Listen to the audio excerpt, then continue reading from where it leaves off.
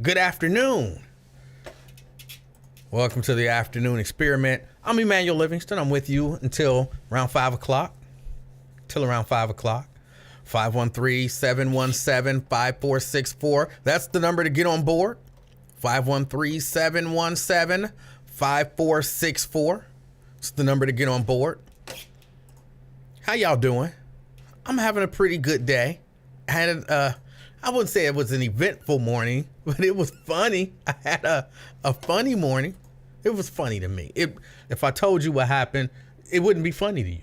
You wouldn't. You had to be me in that situation to get the humor. But I had a good morning.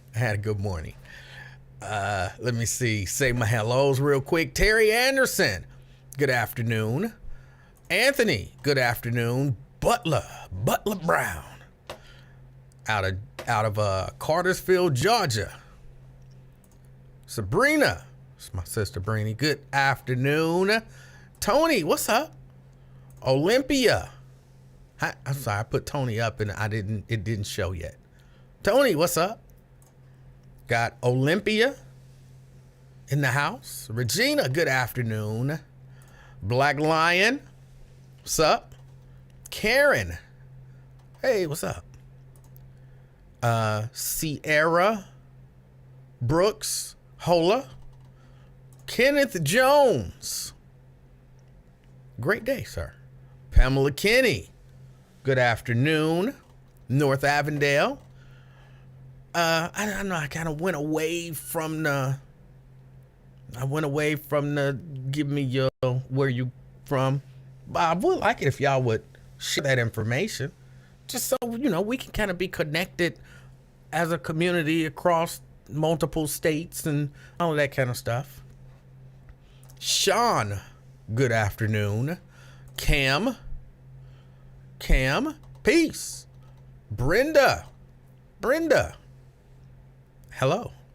Miss Pittsburgh, good afternoon. Nat, yo. Ross,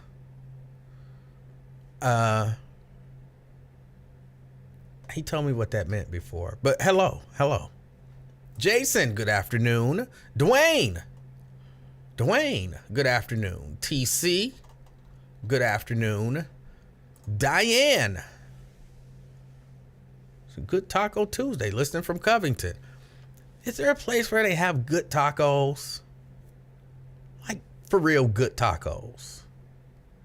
Anybody know a decent taco spot? David, good afternoon. Let me see. So ready for this day. I'm assuming you meant to be over. Sean says he from ATL. Black Lion saying, what's up? Bonita. Let me see. We got Brian. I thought I saw Tony already. What's up, Tony? Crystal. We got Andrea. Oh, hold on a second. When I get this call, I got to take it. Hold on.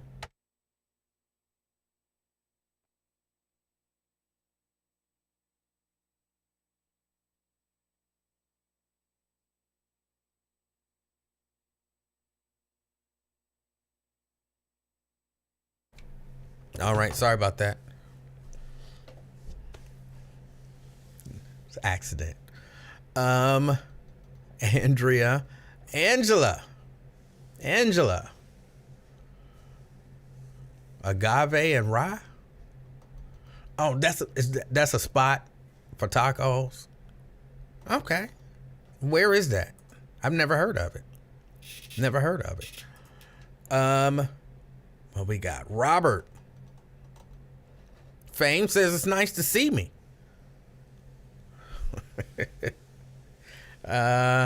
Y'all, just so y'all know, I don't really have a whole lot to talk about.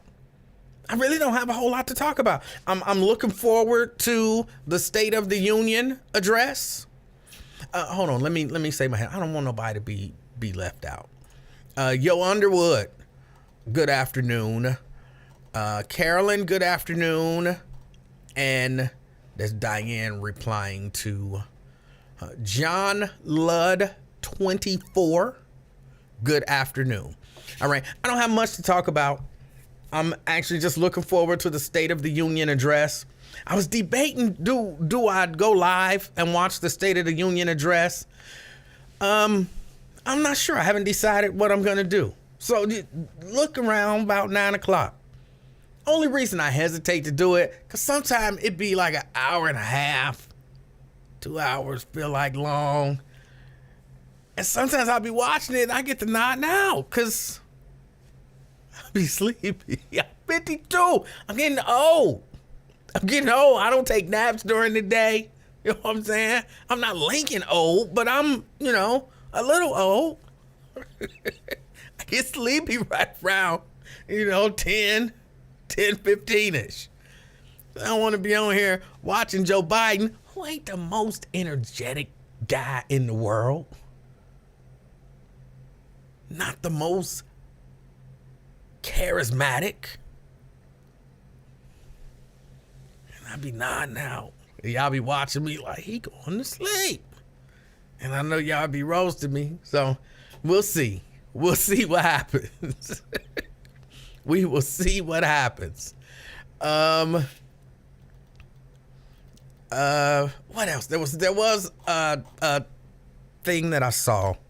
Oh, you know what I wanted to... Okay, one of the things that happened to me today on my way out is I'm driving down the road and where you driving, people can go in and come out of businesses, but you're on a main road. And this particular vehicle, they come and they, if this is, say, the edge of the... I have to do it where y'all can see. If this is, say, the edge of the road, this car comes and they stick their front and it's sticking out from the edge of the road. I might have did it the wrong way. It don't matter. However I do it, y'all can't really tell what I'm talking about. But it's sticking out in the edge of the road. So I slow down because I don't want to hit the car and kind of go around. I figure they misjudged where the curb ends and the street begins. So I'm going to go around. And as I'm going around, it's a girl. I would give her early to mid 20s. Early to mid 20s. She got the blue hair. Now, not the blue hair, but like the kind of gray blue hair. I don't know if y'all know what I'm talking about. I don't know how to describe it. I don't know any of these things. But she kind of got the gray blue hair. And I'm trying to slowly go around her so as to not hit her. And I look up and she's giving me the finger. This young girl's giving me the finger. Now, if you know anything about me, I don't like stuff like that. I don't like stuff like that. And in case you ever wondered, I'm not a high road taking guy. My house is on the low road. I travel the low road. All right? So, but I say, you know what? Young girl, I ain't gonna trip. I just go ahead and go around her. But I did notice. Her hands looked huge. Huge. And I'm like, I don't even know if that's really your female, right? Just thoughts that went through my head. I'm not sure that that's a female. Either way, I'm on my way somewhere. I ain't got time to be worried about it. So she's giving me the finger and she cussing me out with these gigantic hands. I mean, mostly all I saw was hand. Huge hand. Okay, all right, go around her. Get up to the light. And I'm a safe driver. So I leave a little bit of distance, not a lot. I'm not one of these people where I leave enough distance for a whole car to get between me and the car in front of me. But I leave a little bit of distance. I ain't right up on people's bumper when I stop at a stoplight. I think I leave a reasonable distance. Not too much, not too little. So I'm sitting there at the stoplight behind another car. They come in. I'm saying you'll know why in a second. They come in the lane next to me and go to cut me off. And so they wedge the front, like the front tip of their bumper in between me and the car in front of me.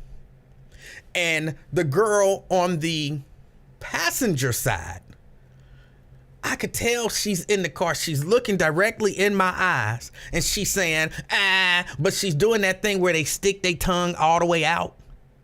You know what I'm talking about? It's a thing that some of these young girls do. Some of these young girls do, and they stick their tongue too far out. It's not ladylike. I didn't like it. But again, I'm just trying to get somewhere. I ain't got time to be worried about this. But she keep doing it and she's shaking her head while she doing it. I'm pretty sure she was a female. I didn't see an Adam's apple, and she didn't look. She didn't have a manly tongue. I mean, it looked like a woman. It looked like a young girl. So she drives. They want the thing. And they laughing at me. And again, y'all know me. It took everything in me. Hold on, I'm not gonna lie. When they sped off, when I finally, let them get in front of me and speed up, because I didn't want to hit them. I wanted to hit them, but I didn't hit them. I wanted to dart in front of them and cut them off real quick. Maybe make them slam on their brakes, spin out, flip over 3 or 4 times. Just thoughts that run through, everybody's head when they deal with this. But I didn't do any of that. I did speed up. And I did get next to them. And I did look at them and kind of shake my head like. And then, they were about to do something. I could perceive this. They were about to do something maybe a little dangerous. So I went on ahead and sped on up. Because my car got some power. So that was the end of that. But look, I was proud of myself that I didn't do anything dangerous to put anybody's life in jeopardy. But I was a little irritated. But here's what I'm telling y'all this story, because here's what I walked away from all of that. Here's what I walked away with. It's a shame nowadays that you can't even tell who a man and who a woman nowadays when you're dealing with people. She had on a lot of makeup with the gray blue hair. It could have been a man. Or it could have been a woman with just huge hands. No way to tell. I just think that's shameful. We should not live in a society where you can't tell a man from a woman. I don't know. It ain't, okay, whatever. It ain't right. But something to knowing if you're dealing with a man or a woman. In any, you know what I'm saying? I would deal with women different than I deal with men. I deal with women differently than I deal with men. I'm much more, I don't want to say unforgiving, because I'm a very forgiving person. But I'll be much more aggressive / assertive, because I see where Sierra says, does it matter in this situation? Yeah. Because had I known for certain that was a man, it would have been on. I wouldn't have just got next to him, and I would have got in front of him, brake checked him a couple times. Maybe his car spin around and flip over 4 times. He get ejected. You know what I'm saying? Yes. Yes, it makes a difference, even in that situation. I'd have felt bad about it when I read about it on the news later. Don't judge me. I would have felt bad when I read about it on the news later. But, yeah. You should be able to tell. And you should be able to tell I'm not even going to say that. Because sometimes you can, but it's totally inappropriate. I'm not even going to say that. But again, that was just something that happened to me today. Something that I would have dealt with it differently if it was a man. A woman, a man I would have dealt with different. You should know.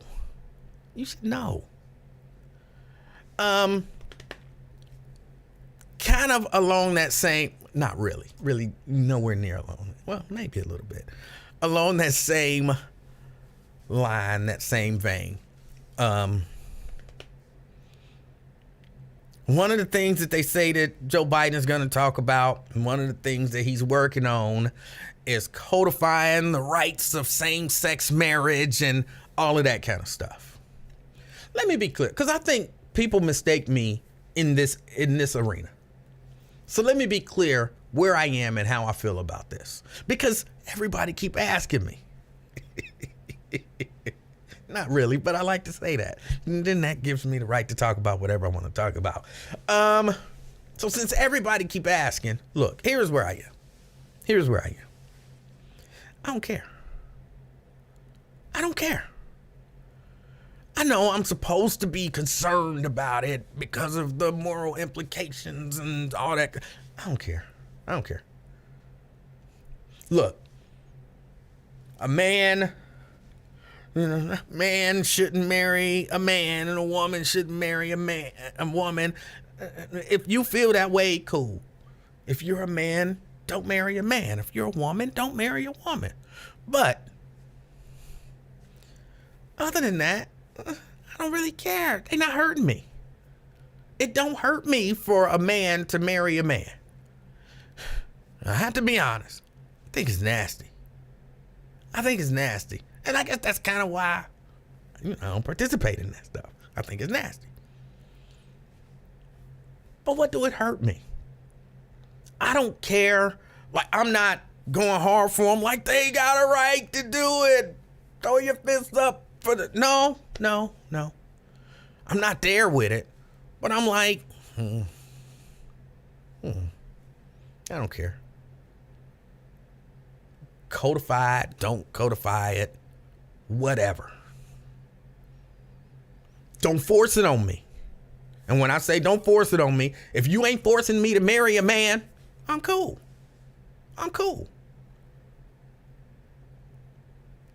Well, what about people? Oh, wait a minute.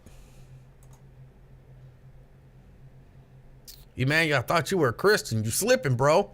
I thought you were a preacher's kid. I don't think that matter. Let me say it like this. That don't matter to me.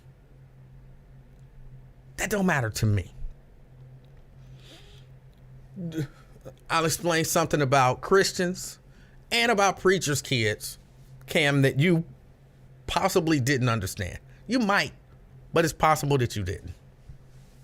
Christians and preachers' kids are all individuals who have their own individual beliefs. We believe a lot of stuff kind of in general, but we have our own individual beliefs and feelings about things. I'm not saying I think it's good. I'm not even necessarily saying I think it's right. I'm definitely saying I think it's nasty. But I'm saying it ain't my... If they not imposing it on me, you must marry a man. I don't care. Because you got to live your life. And you got to answer for whatever it is that you do. Now, when what you do affects me, all right, we need to have a conversation. But then people, they not hurting me. I don't like it. Like when I'm watching TV and I see the AIDS medicine commercial, I don't like that commercial. I mean, I'm glad there's AIDS medicine, but I don't like that commercial. They show dudes kissing and stuff. Nobody want to see all that. So I don't like it from that perspective. But that ain't really forcing it on me. And my wife, she always laughs at me because she like, why do you close your eyes when that part of the commercial come on? Where the two men kiss. Because I don't want to see that. It's just nasty to me. I don't want to see it. Just like if I'm watching TV, somebody gonna be offended. Like, that's not an appropriate. If I'm watching TV and white lady got her dog and the dog start licking her all up in the mouth, I'll be like, I don't want to see it. I don't want to see it. It's nasty to me. And she can let her dog lick her in the mouth all she want to. Kiss jackals all day for all I care. As long as you don't force me to do it. As long as you don't force me to do it. And that's kind of where I am with most stuff. So, again, because everybody keep asking me. You know what I'm saying? I'm just sharing. I don't like it. I wouldn't rally behind it. But I wouldn't rally against it either. I wouldn't rally against it either, as long as it don't hurt me. All right? There was something else that I wanted to discuss. But hold on, let me backtrack just a little bit. But I am tired of seeing the AIDS commercial. It is, and I don't say this in a way to demean, but it's the gayest commercial ever. The latest one, because they got a lot of them, but this latest one, I don't remember what the medicine is called, is the gayest commercial ever. And I think if I were a homosexual, I would be offended by it. Because there's so many daggone terrible stereotypes in there. And I'd be like, why do they show this commercial so much? They show it so much. But I don't know. I just, I don't want to see it. They make gay people, and all of the gay people that I know say this ain't true. But they make gay people seem so, I don't even know what sex crazed. I'm tired of seeing the commercial. Can't you just say, we got some AIDS medicine, and if you want the AIDS medicine, you know what I'm saying, it'll help you explain what it do without showing me all this gayness? The people with AIDS know it's for them. You know what I'm saying? They know. Oh my goodness. Oh, let me see. Hold on. We got a little nutty guy. They trying to sell medications. They are.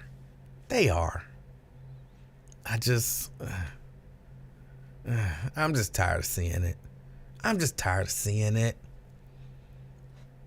Just go be gay. Go be gay on your own. Stop trying to make me see it and accept that it's normal and average. Just go do what you're doing. Just go do what you do. Gotta keep showing me the commercial. What else? I was reading a story about the police chief in Memphis. Again, I told you I don't really have nothing to talk about. So I'm rambling today. You can call in 513-717-5464 if you'd like to have a much more focused conversation.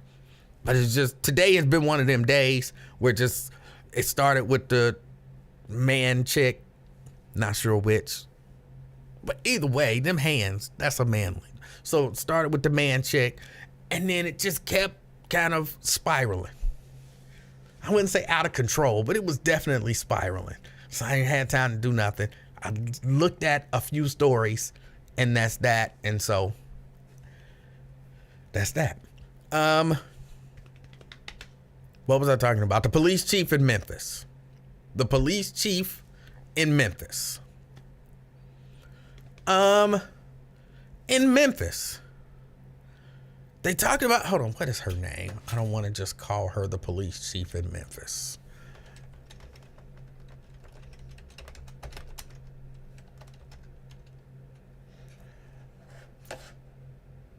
Saralyn Davis, CJ Davis. They talk about how this chief, while she might seem like she's handling this situation with Tyree Nichols well, they say that there's a really good chance that it's all her fault. It's all her fault.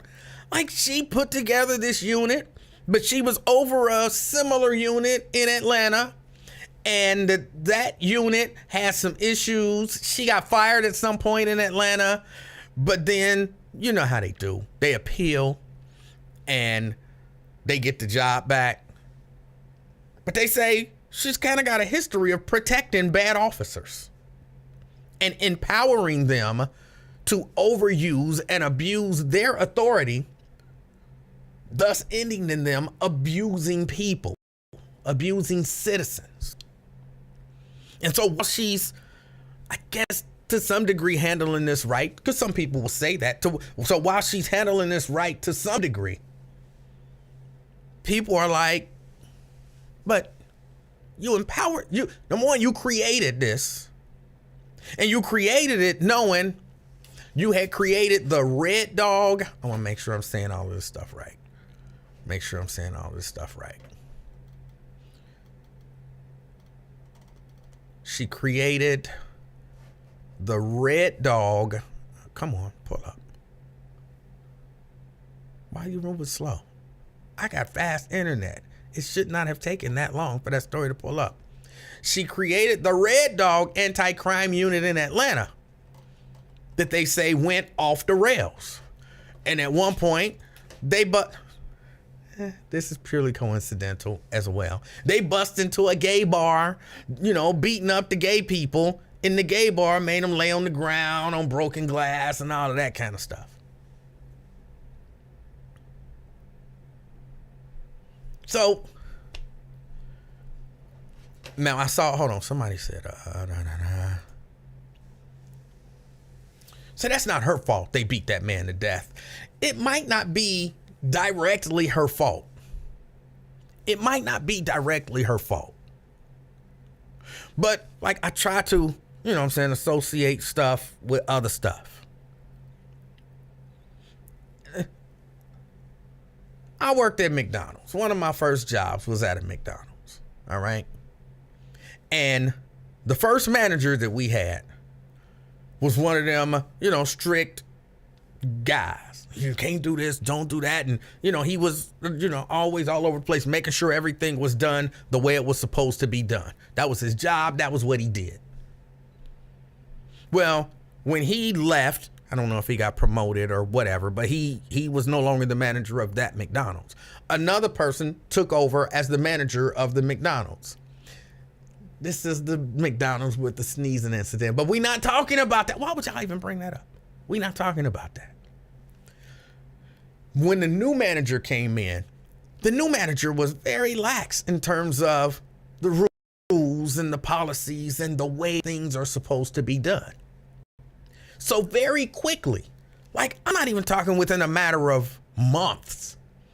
It felt like a matter of days, but at the very least, 2 weeks. By the time he was gone to 2 weeks later, man, we were not following any of the rules and guidelines. People was doing whatever they wanted to do. Like, if you did something too egregious, you know what I'm saying? You might get a talking to. You might get sent home. You know what I'm saying? Something like that. But the bottom line is, everybody knew We can pretty much do whatever we want to do as long as no real big attention get drawn to it. So yeah, people was taking meat home. People was taking fries home. People was taking all, you know what I'm saying? But just breaking rules. I ain't gonna lie, I made the biggest ice cream cone for some brothers that I ever seen. It was ridiculous. It was just ridiculous. I don't remember. You're supposed to do it, what was it, 3 or 4 swirls? And then, you give them the ice cream. But, they seem like good dudes. They, like, hook me up. I hook you up. I got you. That ice cream cone was probably about that high off of the, you know what I'm saying? I knew that was against the rules. I ain't charging no extra. You know what I'm saying? I knew it was against the rules. But I did it anyway. I didn't take no fries home. All I did, when I'm thinking about it, the only rule that I can think of that I broke was making huge ice cream cones.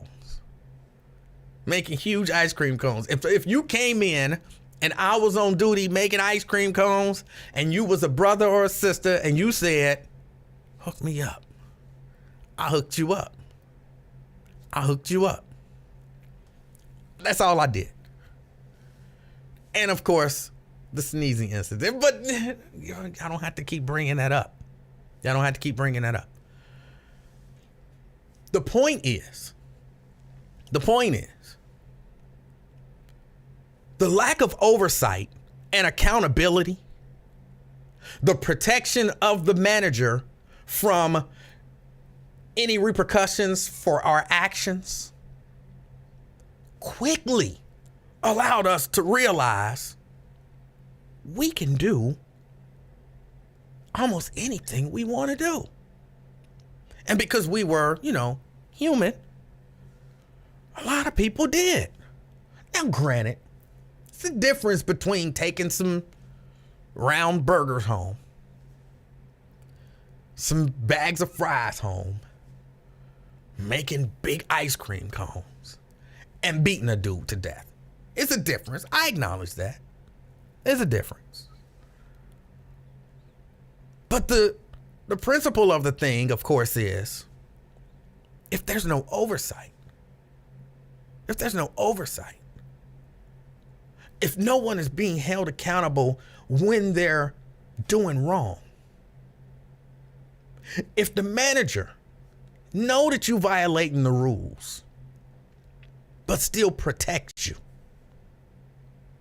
or don't punish you when you caught, people, not everybody, but people will push those boundaries. They will. So while it's not that lady's fault, that they beat that young man to death. I agree. She kind of is partially responsible. If I believe the story that that's kind of what she does, is she creates these elite units. I do air quotes a lot, and I don't like them. I don't know why I do them. You know why I do them? Here's why I do them. Hey, man, you're getting off track. I'll get back on track. Elite units, okay. Here's why I do them. Because I don't want to say she creates these elite units, and then somebody be like, you think those units is elite? What make them better than any other unit? So I have to somehow let y'all know that I'm not saying elite as my judgment on these units or, whatever it is that I'm talking about. I have to let y'all know that's what people call them. And I don't necessarily agree with it. So that's why I do it, even though I hate it. It's much quicker than saying she creates these so-called elite units that are not really elite. They classify them that way. And you know what I'm saying? Getting all into that. So that's why I do that. even though I hate it. Anyway, she creates these so-called elite units. Apparently she's got a history of it. And they get out of hand. She covers for them. And then eventually they do something really bad. So then they have to be disbanded.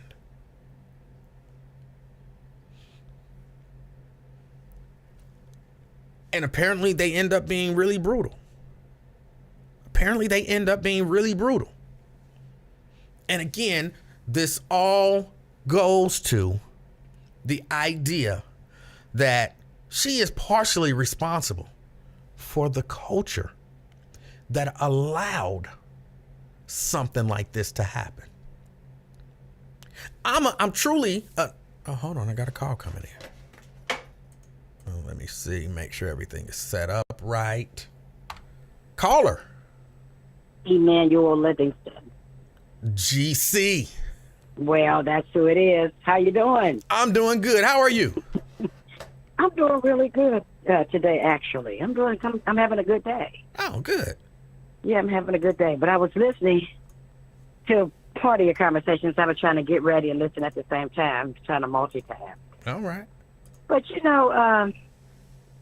it's absolutely a part of her responsibility. It's absolutely whether it's fault. I don't know if that's the right word to use, but at the end of the day, she allowed for culture to exist there, because I was under the impression that this is definitely not the first time, and if it wasn't for those cameras on the pole, we wouldn't probably know about this one. It would have been him was resisting, because they was already setting the narrative. Move your hand, all that stuff that they were telling. They said they issued him 75 commands, of which he was already handcuffed. So they know what they do. They knew what they were doing. They knew what to do, and they knew how to get away with it. And the buck stops. Yeah, she should be held accountable for it. And nobody's thinking about her. I agree. Now, again, I would say it's totally her responsibility, but yeah, she is partially responsible. GC, I said this, I really believe this. Every law enforcement official and every first responder, the medical personnel, and everybody who showed up and did not render aid to that young man should be fired. Every single they have been fired, one of them. No. They have been fired. No. Yeah. No. I heard that they were. They I are. thought I saw it even on the news. I saw at least 20-something like police officers on scene. Now, I'm not talking about just the ones who beat him. If you showed up and you walking around and there's a dude slumped over on the ground dying, and you didn't do something, you're a law enforcement official, you're a medical person, you should lose your job. Yeah. Okay. Yeah. Okay. Yeah. But I think they got the ones that were. I don't know. I don't know how they determined who was getting fired, but they did fire that other cop, and they did fire some EMTs, from what I understand. Yes, they did. They fired a couple EMTs and their supervisor, which also leads me to wonder, okay, if the fire department officials or the EMTs, they got fired and their supervisor got fired. Come on. All right, where's these officers' supervisor getting fired? Come on.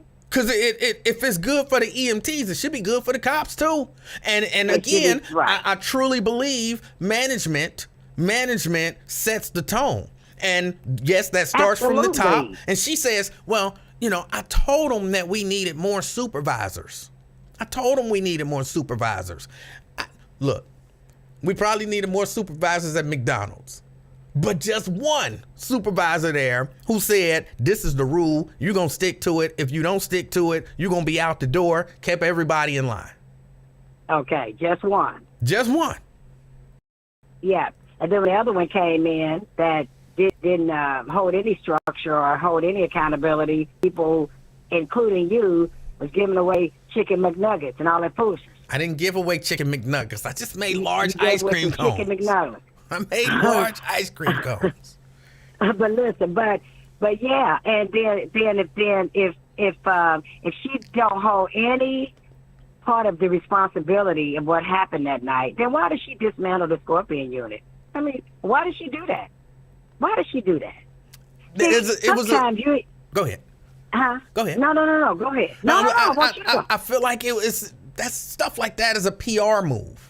Like, oh, the Scorpion unit got a bad name now because we beat somebody to death. Well, there's no more Scorpion unit. But when it's die down, it's going to be a new slick name unit that's, their job is to go out into so-called high crime areas and find crime. And I always say this. If I sent 300 police officers into Hyde Park with the sole purpose of looking for crime, you're going to see traffic tickets go up in Hyde Park. That's going to be the worst driving neighborhood in Cincinnati. Why? Because we got 500 police looking for tickets. You're going to have disorderly conduct, because if my unit is assigned to Hyde Park and we getting good duties, we making good money, guess what? We got to justify being here. We going to find some crime. Or create some. Yeah.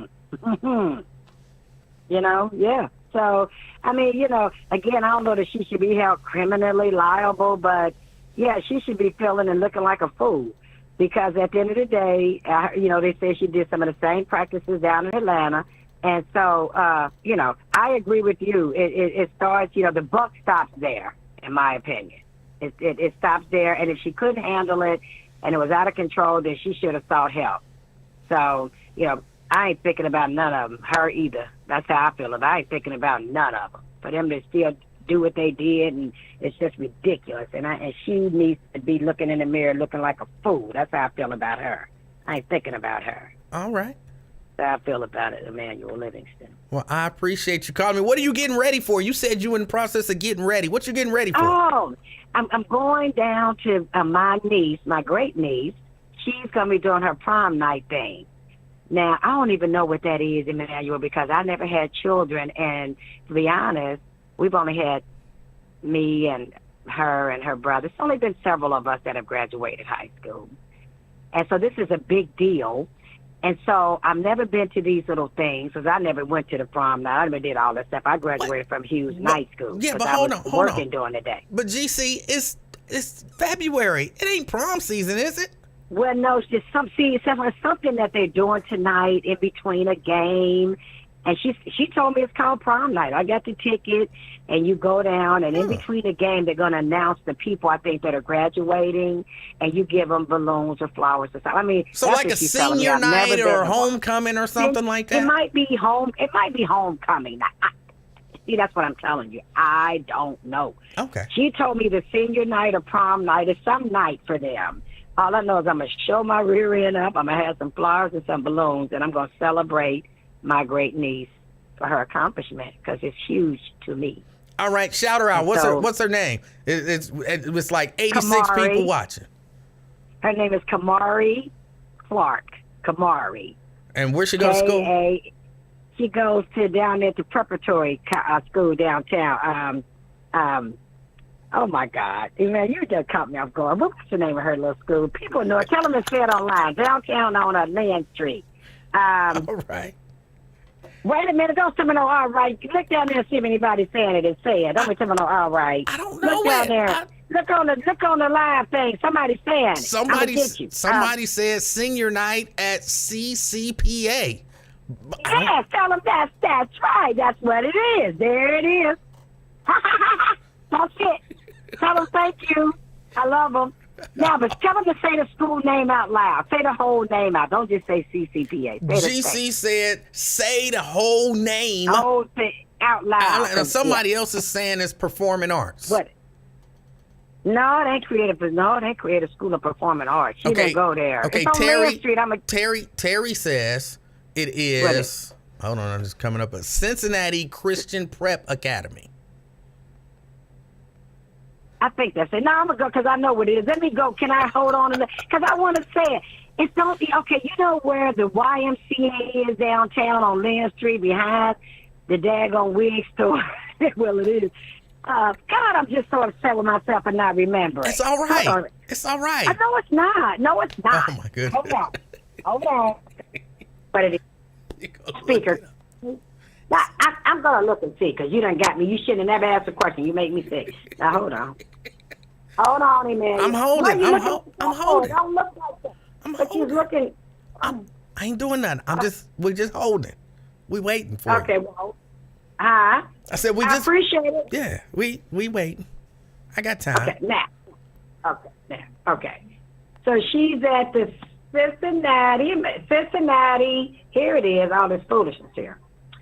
Cincinnati College Preparatory Academy. Bam! All right. What Cincinnati College Preparatory Academy. There it is. Bam! Yeah, I don't want. I gotta remember. See, now I done forgot her name now. Congratulations to little Miss Clark at the Cincinnati College Preparatory Academy.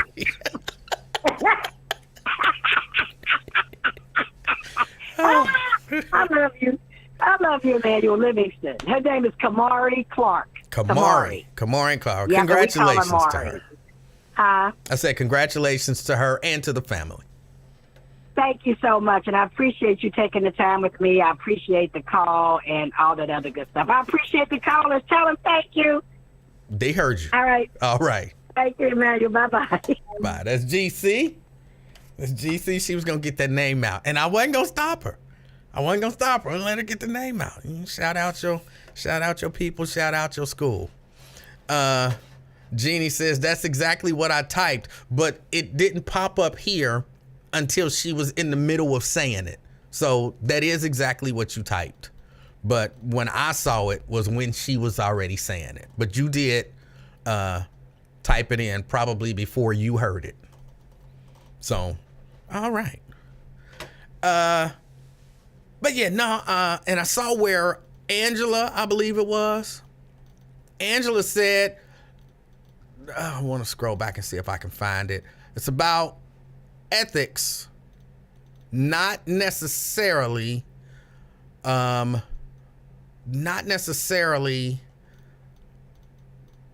what else did you say? I know you said ethics. Bottom line, she said it's about ethics. And I mean, not necessarily dereliction of duty. Okay. I agree. But sometimes those ethics kick in. I remember, was it yesterday, I think, I was talking about the stuff that I would have done. Just because, you know, I didn't do a lot of stuff just because morally, ethically, I didn't think it was right. But when I thought about doing other stuff, when I was like, I'm going to sit my morals and ethics down for a minute, the threat of what my mama would do to me made me remember those ethics and morals. And it wasn't so much the ethics and morals, it was I didn't want to get killed by that little lady. So because of that, it made me stick to those morals and ethics. And I understand what you're saying. At least I believe I understand what you're saying. But it all go together. I'm not even necessarily saying there was like severe dereliction of duty. But they do say she has a history of defending bad officers, which of course is not shocking whatsoever to me, because that's just something that a lot of law enforcement officials do. A lot of them. Again, I'm not going to go as far as to say some people would say all, but a lot of people do that.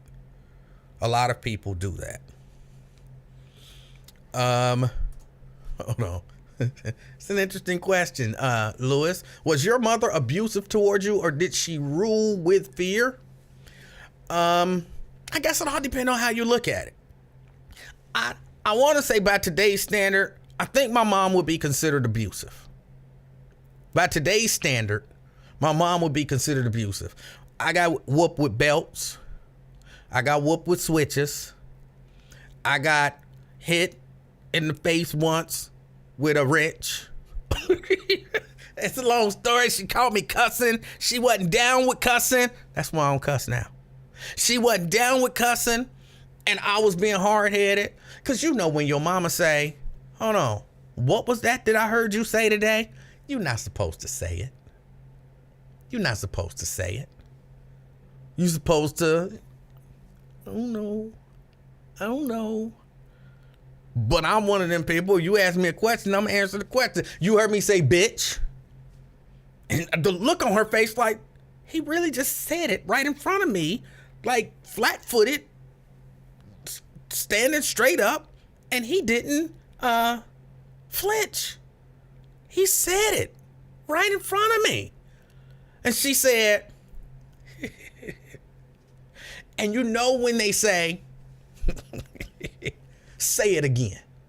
You know you're not supposed, that really mean you better not say it again. But I'm a literal guy. And so when she said, say it again, I said, bitch. I wasn't calling her that. I had called somebody else that, and she had heard it. And it was kind of her way of saying, you can't say that stuff. And I think I was just going to get a good talking to. But because I am who I am, and she happened to, I don't know what she was working on, but she happened to have a wrench in her hand. And she, pow, and she hit me in the mouth with it. And I was like, and my lip was bleeding on the inside, but I wouldn't let the blood come outside because I ain't wanted to know that she hurt me. Just because, I don't know, that's who I am. And she said, say it again. Okay, I said, bitch. She hit me again. We went through this probably about 4 times. And then I guess she finally realized, this fool gonna keep saying it. Every time I tell him to say it, he gonna say it. And, I think she felt sorry for me. And then she was like, go up to your room. And I went up to my room. She didn't hit me too hard. Like, what I'm saying? She didn't like, bam, knock me down with it. She just hit me, hard enough for me to feel it. It bust my lip on the inside. I had a gash on the inside. But I was just drinking that blood. I wasn't going to show no weakness. I wasn't going to show her that she won. I wasn't going to, I would have, if she would have said it 100 times, I would have said it 100 times. And she'd have just bashed me 100 times. I'd have took it until I passed out and died from blood loss from the inside. You know what I'm saying? That's just who I was, kind of who I am. So to answer your, was she abusive towards me? I would say no. I would say, looking back as an adult, I brought that on myself. But in today's society, if I did that to my daughter, or if my daughter did that to that little baby, oh, that's abuse all day. But not really. But yes. You know what I'm saying? So, did she rule with fear? Oh, absolutely.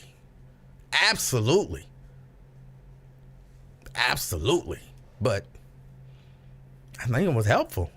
Like I said, and I'm being honest. There were things that I did not do because I was afraid of what she would do in response. So, yeah. Yes. I think yes to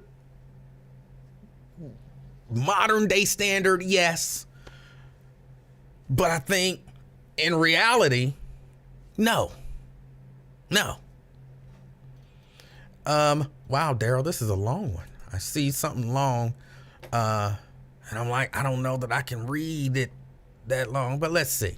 I will never forget when I was about 11 years old, one of my friends had a birthday party who lived in the same building with me. We came out his friend's house, and I yelled, that S was good. And my mom was looking out the kitchen window, who I didn't see. And she So it's long. I got to come off of it so that I can see it. And she hurt me. And that was all she wrote. All I remember is waking up the next morning. I got a whooping that wore my ass out and put me in a good sleep after crying all the tears in my body out. I won't cuss around my mama to this day. So that's what, was it abuse? I brought that on myself. I wasn't even mad at her. I'd be mad at, I was mad at my daddy when he gave me that whooping with that daggone 2x4 and stepped on my head. That's another true story. But I was mad at him because I didn't deserve that whooping. So I was mad at him for that. But I wasn't mad about my mama for the pop in the mouth. Because I brought that on myself. Will says, I done caught hands, combs, shoes, belts, and extension cords, to name a few in my day. Yeah, no, moms, she did. She ruled with fear. Janice says total abuse. Okay. And again, it all depends on how you look at it. I brought that on myself. John says, we all were abused. I had a piece of lunch meat shoved down my throat out of anger, but I had it coming. To this day, he still don't like pickle loaf. Sometimes you do. You bring stuff on yourself. I understand that. And I don't know. I think initially what happened. I'm trying to think back to the incident. And I think initially what happened when she asked me, what did I say? I was trying to be honest with her. I didn't think of it in terms of, being disrespectful. I thought about it in terms of, she asked a question. I'm not going to lie and pretend like I don't know. Look, if you don't know something, if you don't know this about me. And just about anybody who's being honest, if they know me, like if they've worked with me or dealt with me in any way, shape, or form, if I'm wrong, I had no problem saying I'm wrong. Oh, no, I messed that up. Why didn't so-and-so happen? I forgot. It was 100% on me. I was supposed to do that, and it totally slipped my mind. I'm not one to, I don't know what happened. If I know what happened, if I messed it up, I'ma say I messed it up. That's why sometimes, when I be telling y'all like, ain't no show today because so-and-so happened. And there's always somebody who's like, you ain't got to make no excuses. You ain't got to lie about it. And I be thinking, why would I lie about it? If I don't feel like doing it, I just say, ain't no show today. If I'm running late, I say I'm running late. Or if something happened, I say something happened. That's just who I am. So from my perspective, Mama was asking me a question. I wasn't going to lie. What did you say? Nothing. To me, that would have been a lie. I don't be lying. So the first one, I was telling her the answer to the question. Then when she said, say it again. Look, I had an idea of what she was saying.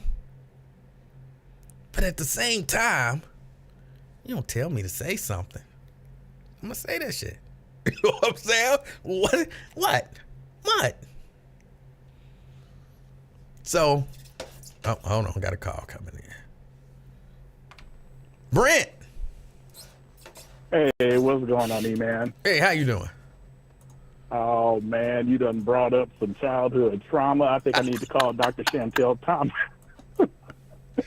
Get a couple sessions in. But yeah, you definitely deserved them whoopings when your mama kept on popping you. You deserved every single one of them. I brought it on myself. Oh, my goodness. I did. Yes.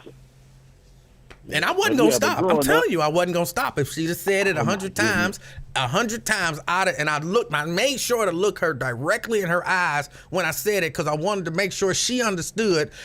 You asked for this, so when she said, "Say it again," I said, "Bitch."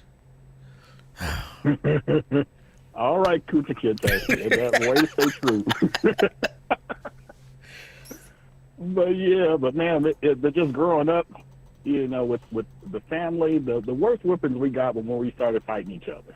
You know, we're fighting other folks, that wasn't no big deal, you know, what happened and everything, but those were some good times and some bad times, especially with the Hot Wheels racing track. You know, you're playing 1 minute with your friends, and the next minute it's coming apart, and you getting whooped with. It's like, what in the world? So when I was at the Dollar Tree a couple of months ago, and I saw them tracks, it just triggered me, and I wanted to buy all of them just to burn them, so that no child, these millennials, would never have to go through that. But I just wanted to share with you the worst whooping that I deserved, but I didn't get. And I got two cousins that are right around my age. We'd always be back and forth at each other's house. And down in their basement, they had carpets, but it was just carpets that were put down. You know, I guess their dad didn't have the money to pay for all the tacking and padding and all that. Okay. But we got down there and we slid those carpets all throughout the basement up into one pile in the middle of the floor. It's probably about 4 foot tall. And we're probably around 9, 10. Well, Big Cecil comes downstairs, and Big Cecil is big. You know, he's like 6'4", 250. And he's like, "What are y'all doing? Y'all get upstairs now." And, you know, back then, if I went over a family member's house, they had all rights and privileges that my mama had and my dad had of whooping me. Okay. And the first one was my cousin Cecil. He's real. I was skinny, but he was skinnier than me. Big Cecil had him up by one hand and had his thick belt whooping the crap out of him. And I'm third in line. I'm sweating. Then next was my cousin Rodney, and he had Rodney by the hand, but Rodney kept moving, and he beat him into a closet. And I'm like, okay, you know, getting everything together. You know how you would tense up your body so you could try to, you know, mute the blow and everything. And I go ahead and step up because, hey, I'm next. And he was like, "Hey, get in the room with your cousins." I could have passed out just, Okay, hold on. just from not getting whooped. Brent, help me understand. What was the whooping for? Playing? Well, messing up all them carpets. We had carpets. It was probably downstairs, probably about 2,000 square foot of carpets that was all throughout the basement, now all piled up in the middle of the floor. And it wasn't just one piece. So it was cut to fit in certain areas. So he had to go down there and figure out which areas he had and to put it all back into place. So, yeah, Big Cecil didn't play. And to this day, I look at him, I'm like, man, I thank you for not whooping me. You had every right to, but, hey, it made us best. Now I sound like Lincoln, talking about the good old days. So now, I had to ask the question because somebody asked me, and I was going to ask this question anyway. So I have to ask the question. Number one, was it abuse? When you looking back at it today, do you think you were abused? By today's standards? No, not by today's standards, just in general, in terms of the raising of a child and disciplining of a child, were you abused? No. Now, I knew some folks that was abused. Yeah. You know, extension cords, whole 9 yards, you stay outside, don't come in. No, there was abuse. And I'm talking about punches and the whole 9 yards. But, no, how we grew up, no, that wasn't abuse. You know, you needed to have a healthy fear of your parents. Because just like, you know, you only did them, you know, foot-tall ice cream sandwiches, you know, there are certain things that my cousins and other folks would go out and do. I was thinking in the back of my mind, I'm like, man, I could get in trouble, and somebody might call my mama. I'm like, no, you call the cops. Don't call mama, because it's not going to be pretty. Yeah. So that kept me on the straight and narrow because I knew what this little 5'4" woman was capable of. And even to this day, I look at her now, I'm like, man, I think I can try you, but I'm like, nah, I got more sense than that. Because what she, lacks in height, she makes up in a strong trigger finger. So, no. All right, Brent. So, All right. but hey, just wanted to share that with you guys. Hey, I appreciate the call. All right, take it easy. All right, that's Brent.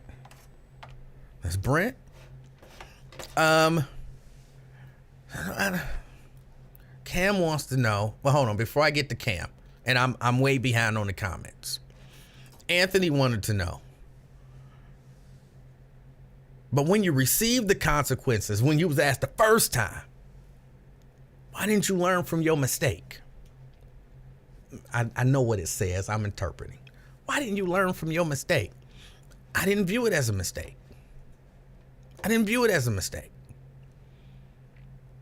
viewed it as, I'll be honest,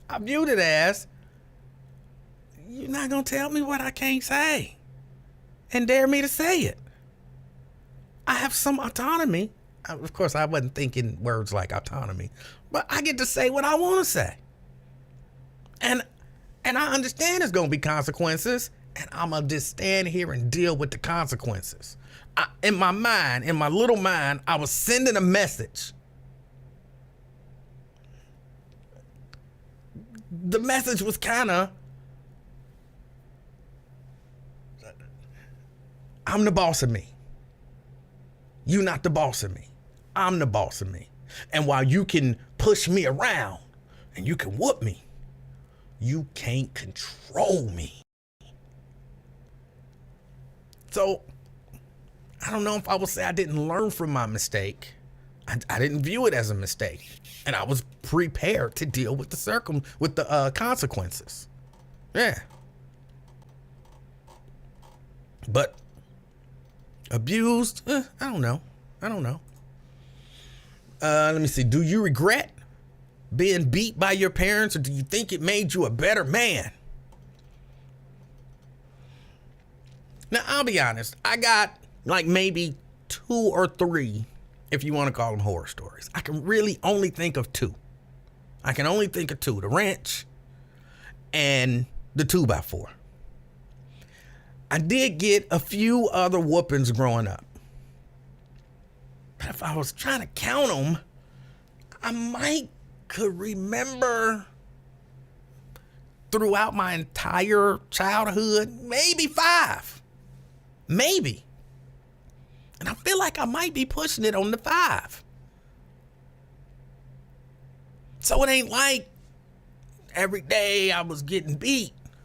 Like, you know what I'm saying? I had to do something to get beat. But when you got a whooping from mama, you knew you had got a whooping, and you didn't ever want to get another whooping. Most of the whoopings, other than the wrench thing, I never got from my mama anything but a belt. And the way moms would do it, at least with me, the way moms would do it, even if mama caught me in the middle of something, she would make me stop, and she would make me go find a belt, which of course was the worst part of the whole thing. But I had to stop. I had to go find a belt. Then I had to, and don't take too long, because that didn't do nothing but make her mad. And I had to bring the belt to her. Now, I think she used that time to kind of calm down from whatever it was that she caught me doing. And then I had to bring the belt to her. And sometimes she would take the belt and tell me, go to your room. I don't know if mama would pray. I don't know what she would do. But then a few minutes later, she would call me down to the room. And that was when I knew I was about to get my whooping. She would say, lay over that bed. She would have a conversation. I'm in the whooping position, laid over the bed, in the whooping position. And she would have a conversation with me about whatever it was that I just did. And it would be, like a heartfelt conversation. Like, what I'm saying? Basically, what you did was wrong. You did what you did. That's unacceptable. But you did it anyway. And so now you have to suffer from these consequences. It's not like I sit around wanting to give you whoopings. We've had conversations, you know what I'm saying? The whole speech. Never this is going to hurt me more than it hurt you. My mama never actually said that to me. I think my daddy said that once. And I looked at him like, stop it. And if I recall correctly, and this might just be in my mind, he realized that what he said was some BS. And he was like, not physically. He had to clarify because he knew I was thinking, that's some bullshit. You know this ain't gonna hurt you, you know. But then she would have a conversation. And the whole time, I'll be honest, I was like 1/4 of the way paying attention through this talk because I knew the whooping was coming. So I was just trying to get ready for when it came. And I don't know why I was trying to get, it ain't like she ever just was in the middle of talking and just, you know what I'm saying? That never happened. It was never a shock. There was always, I would be trying to prepare my body to receive this whooping. So, and I might have, like I said, I might have gotten 5 in my whole life. Maybe 5 in my whole life. But I was young enough when they happened for it to, like Brent said, develop a healthy fear. And I carried that through my life up until that woman was no longer here. So, and that did, a lot of things that I would have done, I didn't do initially because of fear as a child. I didn't want, you know, I didn't want that. And then partially out of respect. Because, you know, once you get to a certain point, you know what I'm saying? I remember being, and y'all, I'm 5'5". Now, as a grown man, I'm 5'5". I remember at about, I want to say 14, standing next to my mama and looking down at her. She was a little bitty lady. I remember standing next to her, looking down at her, thinking, I think I could take her. I remember that thought. I think I could take her. And then immediately something rose up in me like, don't be no fool and try it. And I wasn't getting in trouble or none of that kind of stuff. It just, I stood next to her and I remember looking down on her. And I'm thinking, I think I can take her. If I needed to, if things, you know, worst came to worst, I think I could take her. Don't even entertain that thought. You know that woman will kill you. So, I don't know. I think it did make me a better person than I would have been had I not had that initial fear and then eventual respect for her and her rules and all of that kind of stuff. Yeah. That was a long way to go to answer that question. Let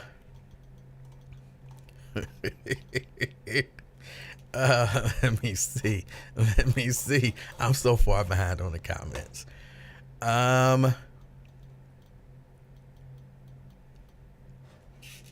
R-Dub says, stop making it seem like you got beat every day because that's what you're doing. How?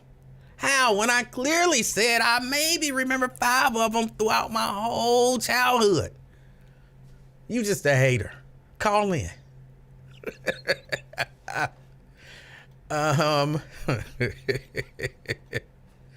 Let me see. I couldn't stand when my parents would say, this is gonna hurt me more than it will you. Yeah, like I said, I only remember my daddy saying that once. My daddy said that once. Like I said, I looked at him like,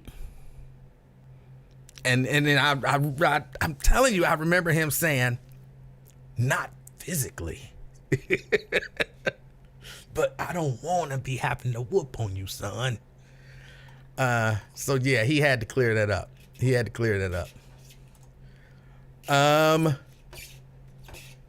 Tanika says, I got the beating with an extension cord of my whole entire life when I was 14. By 14, I was finished. I was out the whooping stage. Like I said, I was bigger than she was. You know, I don't know. My cousin and I stayed out in the neighborhood until 1 a.m. They searched high and low for us. My mama beat me like I stole something. What was you and your cousin doing? And where was y'all? Where were y'all?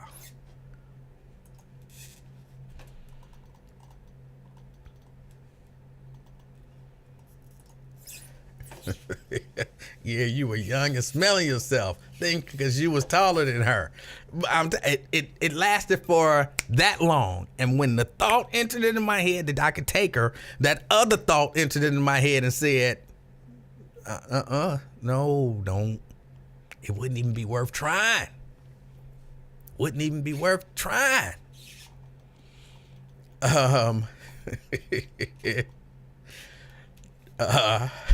David said he would be afraid of a wrench.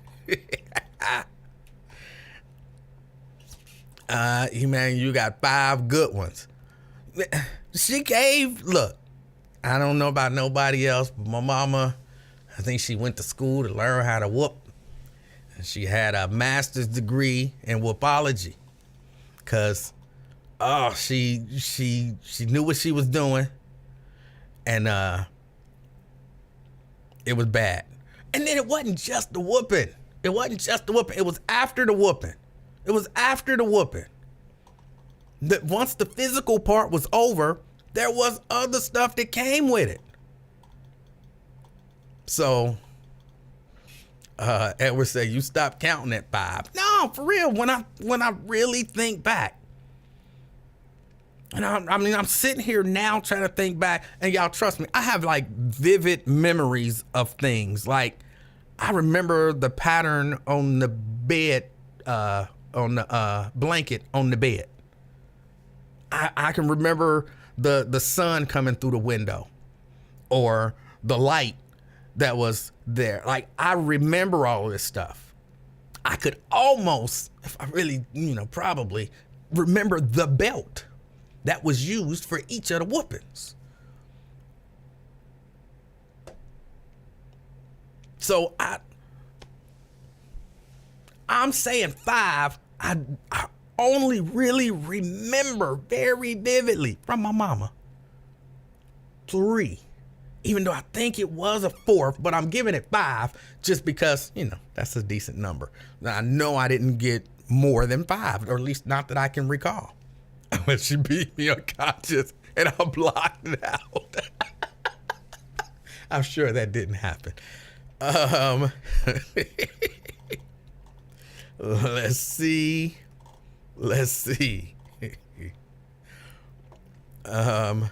Black Lion say, you only got 5. I can't even count all the ass whoopings I got. I'm telling you, for real, I was a good kid. Most of it was just out of my morality and my, all of that kind of stuff. But like I said, when I thought about doing other stuff, that would enter my mind. Let's see.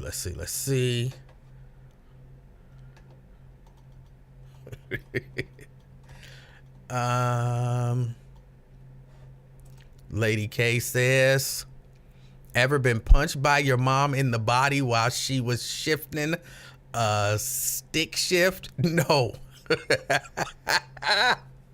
My mom's never hit me with a body shot.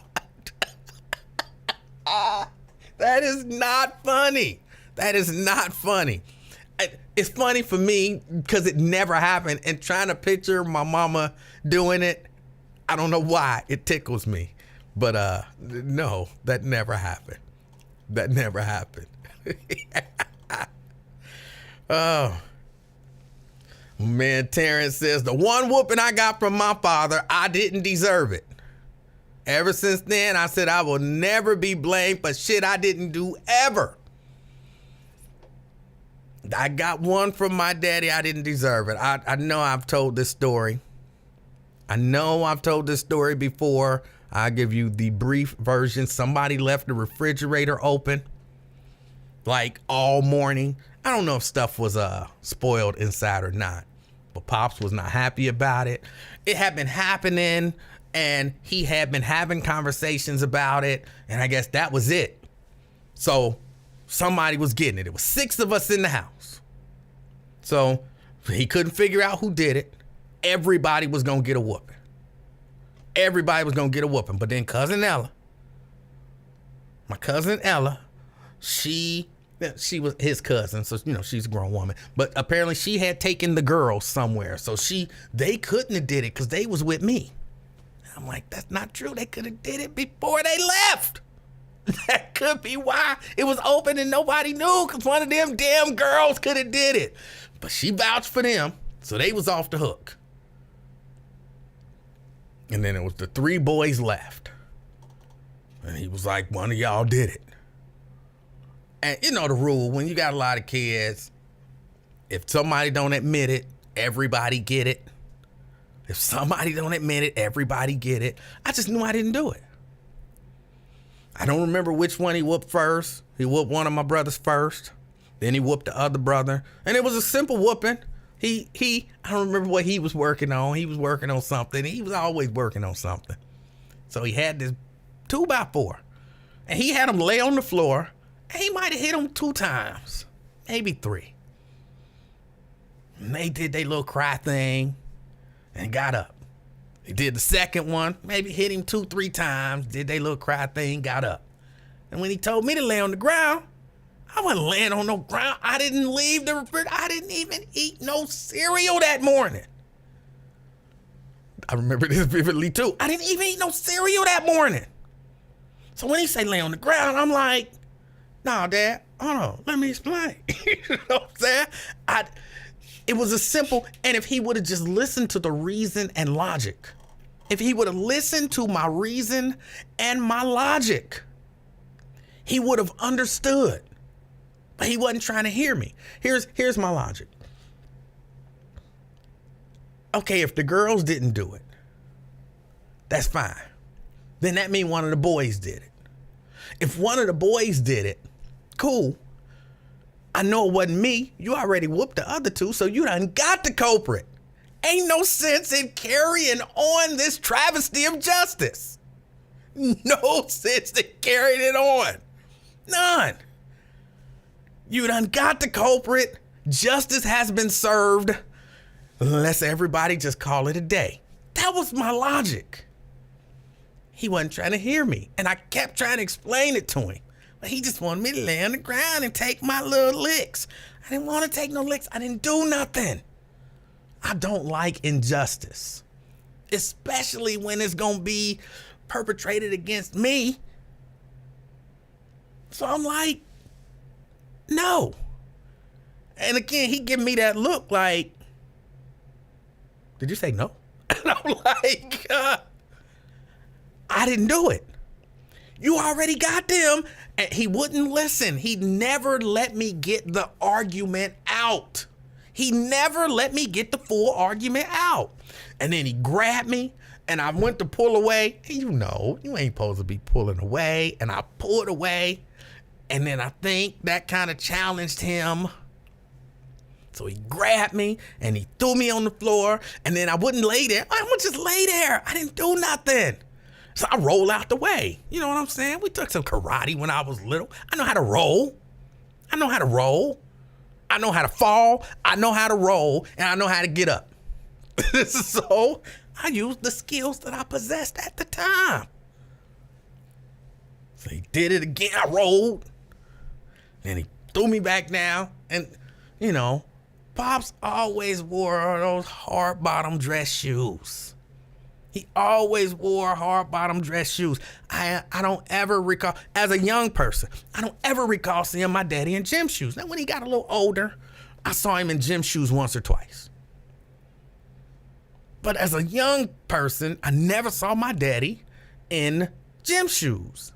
So when he threw me down that last time, he was anticipating the roll, and he took that shoe and he put it on my head. So I couldn't roll. And then I don't even know how many licks he gave. It was more than he gave anybody else. And I was the one who didn't do it. But I got more than anybody else. Then he let me up. And I don't know what I was supposed to do with that. but I had a chip on my shoulder for years about that. And I remember I was a young man. I don't know if I was 18. I might have been a little older than 18, maybe just a little younger than 18. I don't remember. But I remember having the conversation with him. And I remember telling him, you was wrong for that.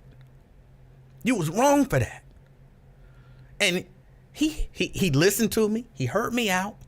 And he said, he don't know. It made me madder and it hurt me more than anything else. He was like, I don't think I ever whooped you with no 2x4. I don't remember that happening.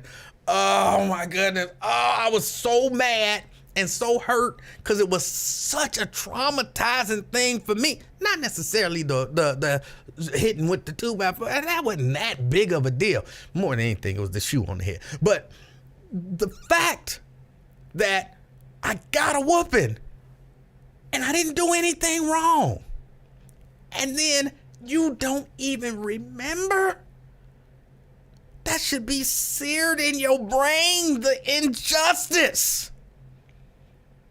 It should burn your heart. I don't think that ever happened, son. I don't remember ever doing that. I wouldn't whip you with no 2x4. I would never hit a kid with a board. I'm like, what? Who is this person? Who is this person? Y'all don't know how mad I was. Y'all don't know how mad I carried that. If I had to put an age on about how old I was when that happened, I might have been 8. So I done carried that for a decade or so. And then I finally get the opportunity to tell you what you did, how you wronged me. It was like a victim impact statement at sentencing or something. I put it all out there. And for him to be like, I don't think that ever happened. Like, what? You really think I'm just making this up? Oh my goodness. I would not make that up. Both my parents have passed away now. They're both passed away. But yeah, now I remember being so upset. And again, for real, the whooping itself, that's why I don't remember how many licks I actually got. I remember it was more than 2. Because I counted the ones when he gave them the other ones. And it was more than that for me. But I also remember he put some weight on my head. You know what I'm saying? He wanted to make sure I didn't move. So he put some weight on my head with them hard bottom kicks on. That might be why I don't like dress shoes to this day. Oh, but I was mad at him for that. That's the only whooping. That's the only one I can think of that I ever got that I didn't deserve. Only one I can think of that I got at this moment that I can think of that I got that I didn't deserve. So yeah. But I must admit, I was nowhere near as afraid of Dad as I was of my mom. I was much more afraid of Mom than Dad. I would took a whooping from Daddy, and if they was there, and this never happened, but if they were there and had they given me the option, because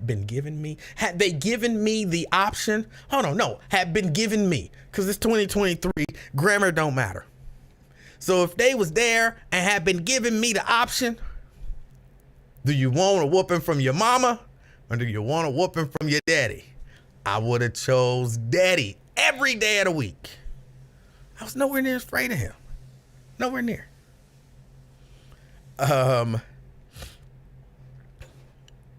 Angela, you got shots too? Really? You got shots too? Oh, that's just so bad. That's just so bad. I remember all the shots. Just know that. I remember this stuff. It's going to come back one day. And then people going to be like, oh, you were so harsh about that with her. And I'll be like, okay, yeah. And I'm going to be thinking back, oh, remember? And remember the hairline joke? So just know that. Just know that.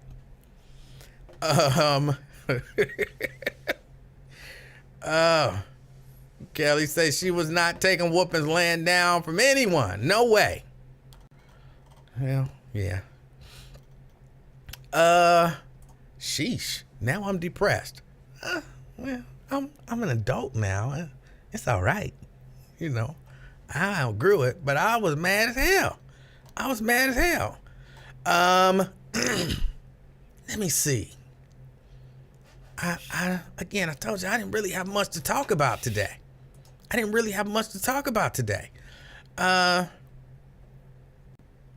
State of the Union. What are you looking? Are you gonna watch the State of the Union? Are you gonna watch it? Again, I'm thinking about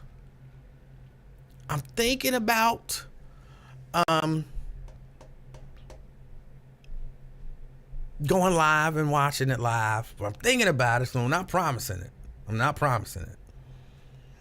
But do you plan on watching it? And if so, any particular thing you looking for? Now, I'll answer the question for me. I definitely plan on watching it. There's no thing in particular that I'm looking for. I'm just listening. To me, some of this stuff is, it's politics. So it's theater. When you really think about it, you know what I'm saying? You at the joint session and the flag behind you and all of the pomp and circumstance. It is literally just theater. It's a show for them and then for us to watch with them. That's it. So, am I looking for anything? No, I'll be interested. I think you could probably go online right now and get an advanced copy of the speech. A lot of times they have them, you can find them online before the speech happens. But it'll just be interesting to watch. I watch all kind of stuff. I pay attention to the things that the people behind them do. I pay attention, they standing up, they ain't standing up. Sometimes it's like a wrestling match, like they'll start chanting and stuff like that. You know what I'm saying? Oh, he's the good guy. Oh, no, he's the bad guy. So, I'll be watching it though, like what's going to happen interesting in the show. Because of course, the meat of the speech is basically I'm Joe Biden. I want to tell everybody that I've done a great job and that I want to do a great job. I want to set it up either for in 2 years, my run for election, or set it up for whoever's gonna run, set it up for in 2 years, these new round of elections that are gonna come up. Like it's all political theater. But it's interesting to watch it play out. Because it has some actual stakes. Speech itself, well, every once in a while, it does as well. He's gonna lay out his plan for this and for that. And he gonna say some stuff. Some of it he might do. Some of it he won't do. Some of it he won't even try. Some of it he'll try and he'll fail. You know what I'm saying? It's just a speech. But I'll be watching it. Hold on. I think Cam and somebody else has brought this up a couple times. So I'll put it up on the screen. Bro, are you pretending you still at the buzz with that shirt on? Really? You ever wore a shirt with a logo on it? See, I hate that to do it, but you have to put stuff and just show the ridiculousness of a thing. So, were you pretending to work for Nike? Or were you pretending to work for Polo? Or were you pretending to work for Bob Marley? Were you pretending to work? Like, that's just stupid. Like, I mean, it's not even, it's legit stupid. It's like legit stupid. So, I made these shirts a while ago, Discharge Ink. There's no hand to it whatsoever. Like, you can't feel any ink deposit. So I made these shirts some years ago. So because I don't work for the radio station, I'm just supposed to throw them away and never wear them. That's some nice shirts. I did a good job. And I do still listen to and support the radio station. I'm not allowed to listen to and support the radio station and wear the shirt that I made. Come on. That's just stupid. That's just stupid. Hold on, let me go to the phone.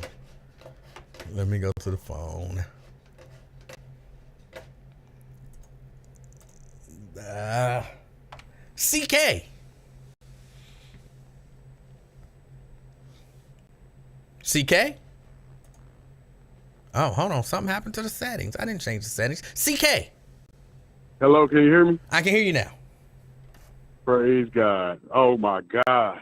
Man, my condolences, man. That was devastating to hear. Maybe it wasn't as bad as it sounds. It is. That's terrible. You said you lost both parents? Oh, you mean that they're both gone? Well, they've been Oh, gone my for years. God. It's okay. People die. Man, I'm scared of losing one, let alone both. Oh, my God. Mama and Daddy? There's a good chance that it's going to happen one of these days. And that's the scary part. And you know you ain't fully grown till they both gone. Well, one of them gone, especially Mama. Jesus. I'm luckily just to be blessed with both of them, but, you know, the fear is there. Because like you said, it's a good chance. All right. I mean, how is you coping? How is you dealing with stuff like that? Well, again, it's been a number of years. I mean, I'm not like happy about it, but I mean, you realize life, that's the circle of life. People are born and people die, and one day we'll all die. I miss them, but ain't nothing I can do about it. So life must go on. They must have passed young. They was young then. Cause you young. No, Mom's was kind of young, breast cancer. Pops was, I think Dad was like 85 or something like that, which, you know, or 80s. He was in his 80s. I don't remember the exact age. But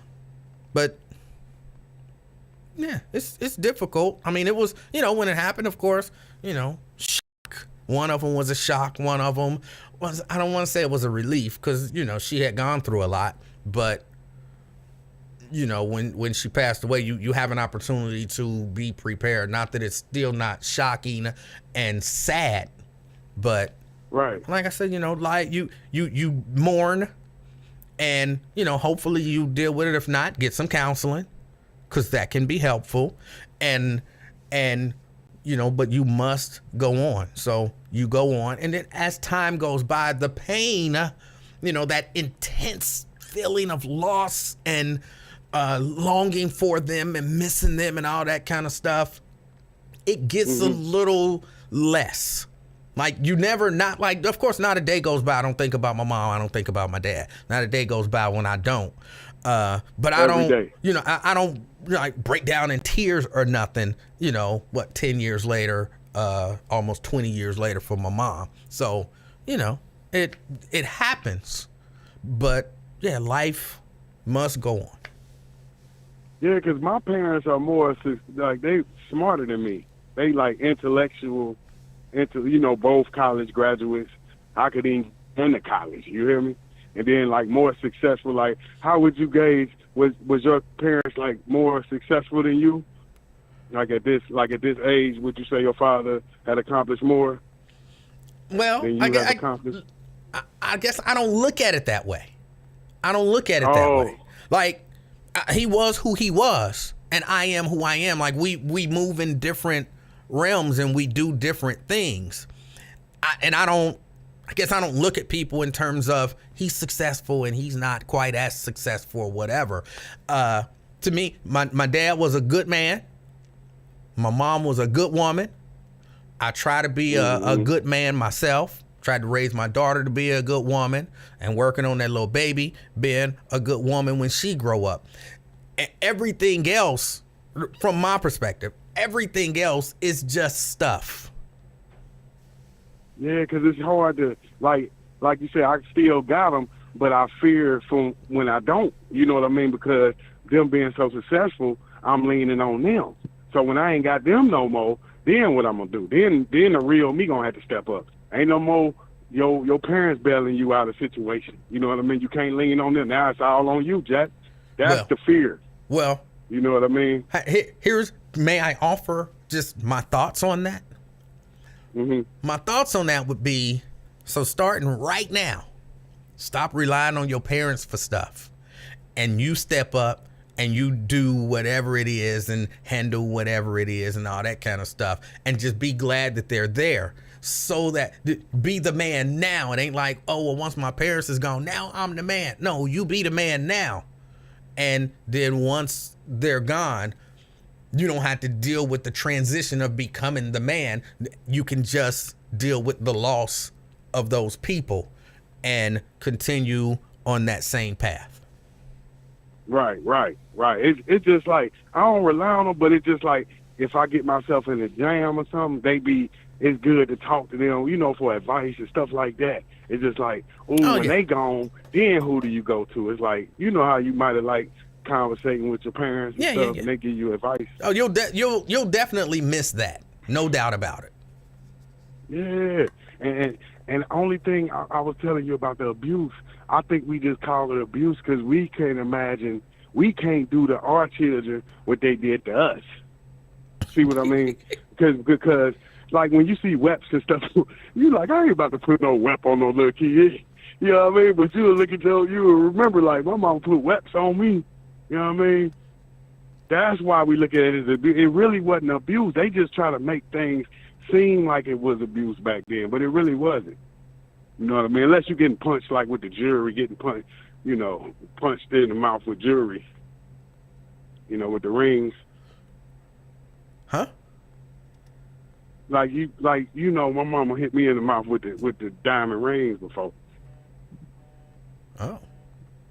So that, I mean, that's a little excessive, but that's impulsive. It ain't, you know, it wasn't nothing like I'm gonna punch you in the, you know, it just bye, you know. But I just think that we just became soft as a nation, but the discipline was there. But now with all this internet garbage, you got people looking back saying it was abuse, but it really wasn't abuse. It was discipline. It just now is considered abuse because it's the future. Okay. What you think? I think I kind of agree with that. Yeah. But that's why I'm saying I kind of agree with it. At the same time, look, I understand for some people, you do what you know to do and what you've been taught to do. But then, you know, we talk and we listen, we go back to our experiences and we pay attention to everything going on around us. And, you know, maybe we realize there's a different way to do this. I don't necessarily have to do it that, although that was effective for me at that time, I can still do this a different way. So yeah, because like you say, after 5 or 6, I ain't touching no kids because like you said, it now I can get through you mentally. I could give you the look, or I could, you know, spank it. I'm not trying to abuse, because now I look at, if I hit a child now and leave a wound, I think that is abuse. That's how I look at it. But that's what I think now. But as a kid, I didn't think I thought abuse was abuse. Like if you enjoy beating your kids, I think that's abuse. But with your daddy, when your daddy whooped you for the refrigerator, that's what I wanted to tell you. That's what I called for. That was what you call a group ass whooping. That what he was trying to do was he was trying to get the other ones. Like I've been through that before when I was in Lincoln Courts. that when you were supposed to get the whooping, that's when the other sibling was supposed to, no, I'm the pappy. That was supposed to happen. One of like, I did it, Daddy. I'm the one left the refrigerator open. That's what he was trying to get. But when you took it to another level where you start resisting the rest.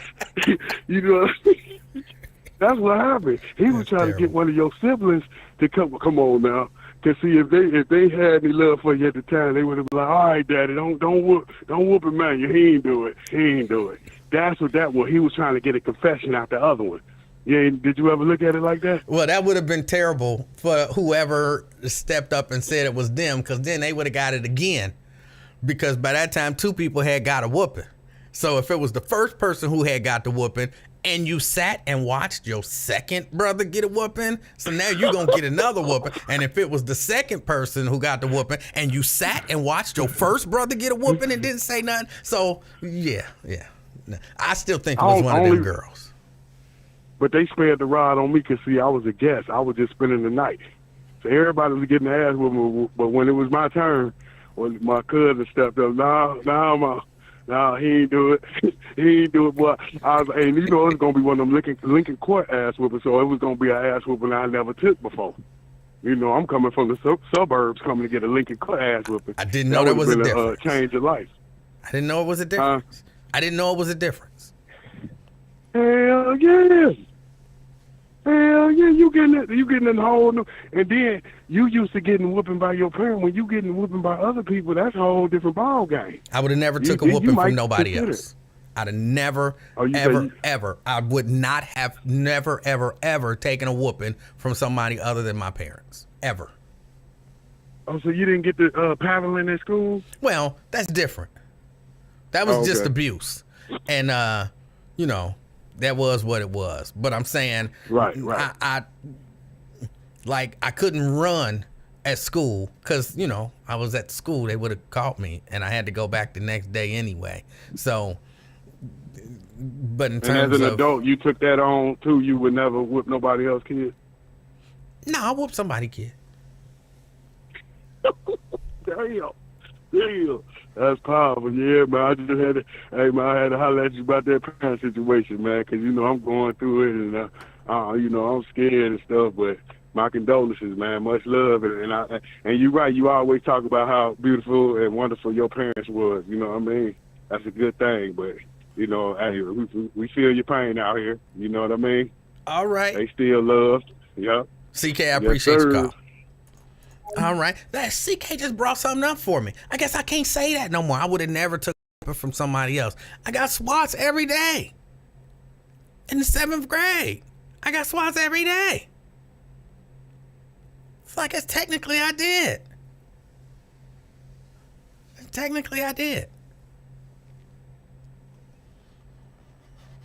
Kim says she got swats all the time at Schwab. That's where I was at. That damn Mr. Mitchell. Daggone Mr. Mitchell.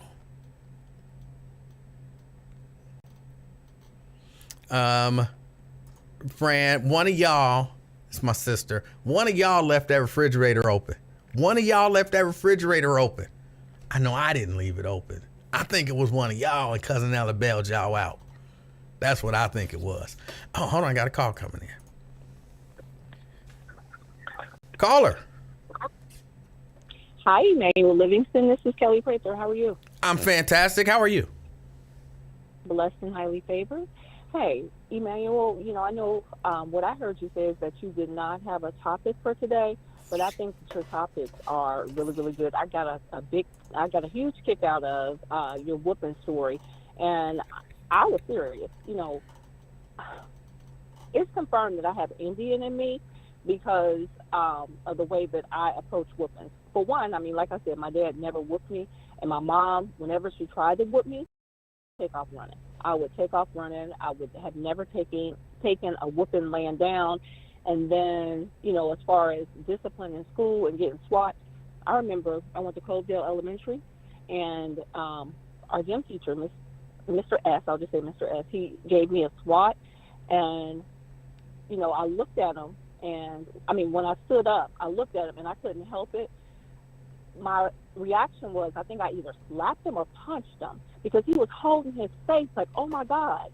And so, you know, when you said that you would never take a whooping from anyone else or whatever, I can relate to that completely. And I perceive that as a whooping. So, you know, I just think that swats were cruel and unusual punishment.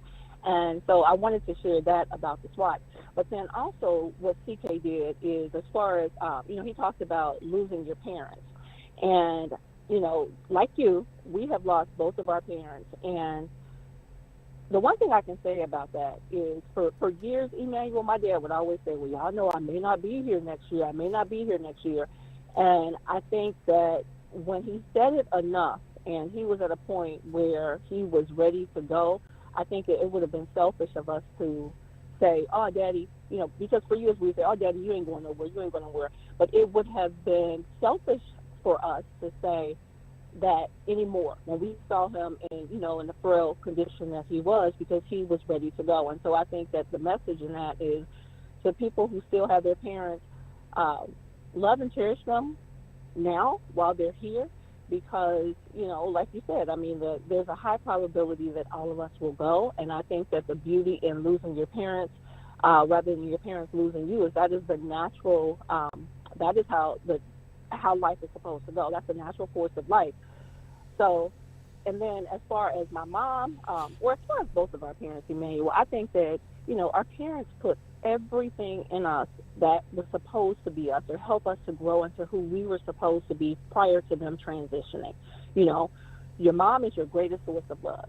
You're the greatest source of unconditional love that you will ever have. And people don't realize that until you lose your mother.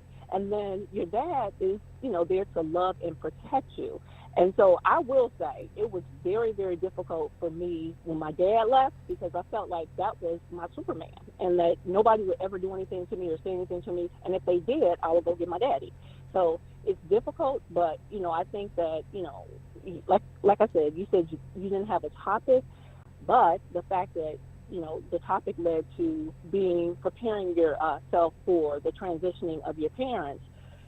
I think that that's a good topic that needs to be held, especially, you know, for people who are overly dependent on their parents and who expect a lot from their parents, because it's really unfair to want them here for us. And I guess, you know, as an occupational therapist, and having worked in assisted living facilities and nursing homes, I know that there are a lot of frail elderly people who are hanging on for the sake of their children, because they're worried about their children. And, you know, the thing is, they've raised us. They've put everything in us that needs to be in us. And so we need to know when it's safe to let go, and just trust and believe that they put everything in you, and you're prepared to live your life. But yeah, so thank you so much. I'm happy I chimed in. I'm happy I shared this podcast, because it's fun. I got a couple questions for you, Kelly, before you go. Okay. You said you're part Indian? Yeah. Now, when you say that, you mean Native American, or you mean Native American? The continent. I mean, okay. Native American. Okay. Yes, I was I'm part Native American, and you know, I did the genealogy search, and on neither side of our family, neither my paternal or maternal side, we've never been slaves. We have never been slaves. And I think, you know, the whooping thing, I think that to me, because I'm Native American and we were here first, it's like I'm not supposed to partake in any whoopings, any slave control activity. So yes, I am part Native American. All right. Secondly, now, is your case actually going on, or is it on hold? Oh, it's going on. It is going on. I'm really not at liberty to talk a lot about it. Right. But, you know, I will say this, and I shared this with my attorney, and I shared this with Lincoln. This is political. It's some political BS. You know, I'm the political outsider. I've spoken out against the corruption and collusion in the system. I talked about these developers and how, you know, there's a lot of pay to play, and they don't like me. And it is what it is. Emanuel, I don't have a problem with that. Everybody's not going to like you, but at the end of the day, I feel like, you know, if it's directly impacting people who should benefit from resources, and right is right and wrong is wrong. God don't pushed me to say things that, you know, I refuse to say. So anything that's come to me that's that extreme, about, again, referring to the corruption and collusion, I just feel like if it came to my spirit and if it was that strong, I had to say it. And so for that reason, I really made myself a political target. I will say this about my case. I did reach out to my attorney, Erica Underwood, who was absolutely amazing. And I told her, I said that at this point, this case has been going on for nearly 3 years. I said, I feel like, honestly, it's a violation of my civil liberties and my right to a fair and speedy trial. But technically, we're starting over. With this case, we are starting over. I did have a trial that was scheduled for yesterday, and that trial was vacated. So we got to start all over, which is crazy. Oh. It is crazy. So, again, I don't want to talk too much about it, but it's still going on. But like I said, on LinkedIn, I'll say this to you too, Emanuel. I have been through hell and high water. I'm a survivor of gun violence. I'm a survivor of cancer. I have survived, I've endured injuries and other traumatic experiences, life experiences that most people would have lost their mind if they had to go through. And I just feel like if God will bring me to something, he's going to bring me through it. So, for people who have been praying for me, I thank you. I appreciate your prayers. And I'm moving forward to a trial. I'm not accepting a plea. I will say that. I'm not accepting a plea because if you accept a plea, you give up your right to an appeal. And so I want to be able to appeal the case regardless. But at the end of the day, I feel like I'm going to win because this is an unjust political attack. It's just stupid. It is really, really stupid. And for me, Emanuel, let me just say this. My family, this is not just about me, this is about my family. They have slandered my daddy's name. They slandered my daddy's name. When you say Kelly, if you say Kelly by herself, that's one thing. But when you say Kelly Prather, you're talking about an entire family. And my family is traumatized by all of this. And so the fight, like if I accepted a plea deal, to me, that would be giving up. And I will be giving up a fight that's not, again, not about me. It's about my family. It's about my family. And, I'm going to win. I'm going to win this, and I'm going to continue to fight because, my dad didn't raise me to just back away from anything. And that may be part of the Native American in me, too. I don't know. But regardless, I'm going to fight the injustice. This is an injustice based on the fact that I've spoken out about how Black-owned businesses have been treated, how Fifth Third abused resources or misappropriated funds that were supposed to go to the Black community for mortgage lending, community development, economic development, and it's so much going on. And the way that they are really approaching this, it's almost like I'm public enemy number one. They've made me public enemy number one. And it's just, honestly, in my opinion, when you look at it, it's not even worth it. But this is bigger than just about me and, what they're accusing me of. So I gave you much, much more than I gave Lincoln, but Well, that's because I'm nicer and better.